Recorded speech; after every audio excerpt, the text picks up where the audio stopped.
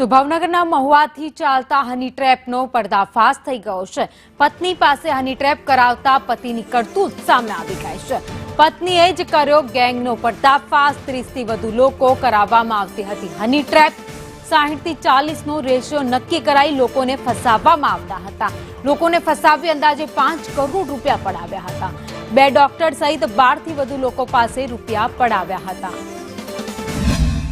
पति पोते पोतानी पत्नी ने हनी ट्रेप करावी अने पैसानी मांगणी करतो होय ने एक्सटोर्शन करतो एवो महुआ शहेरनो बनाव छे।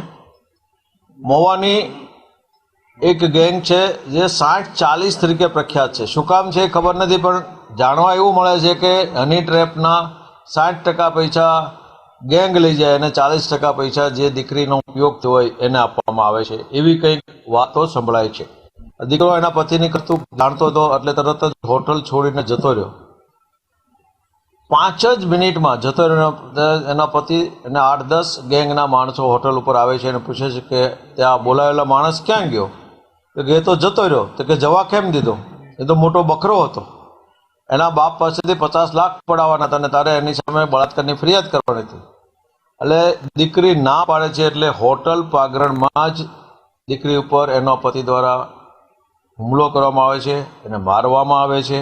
દીકરીનો પતિ, એનો દેર અને એના ભાઈબંધો, જે એની ફરિયાદમાં 4 નામ લખ્યા જ છે, બાકીના 10 જણા જે છે આવ્યા હતા એ એને જોઈએ ઓળખી શકે તેમ છે। મારતા હતા બહુ, પછી મેન્ટલી ટોર્ચર બહુ કરતા હતા કે આમ તારે કરવું જ પડશે અને તું નહીં કરીશ તો તને મારી નાખશું, અને એવી રીતે ટ્રાય પણ એ લોકોએ કરેલી હતી। મને એમ કીધું કે તારે આવી રીતે આમ બોલાવીને આમ કરવું પડશે, તું ફોન કરજે, બોલાવજે, આવી રીતે। પછી એની પાસે નો એ લોકો સહમત થાય તો તારે એની ઉપર કેસ કરવો પડશે ને જો તું નહીં કરીશ તો તને મારી નાખશું, દવા બીજા પીવડાવી દઈશું, એવી અલગ અલગ આમ ધમકી આપતા।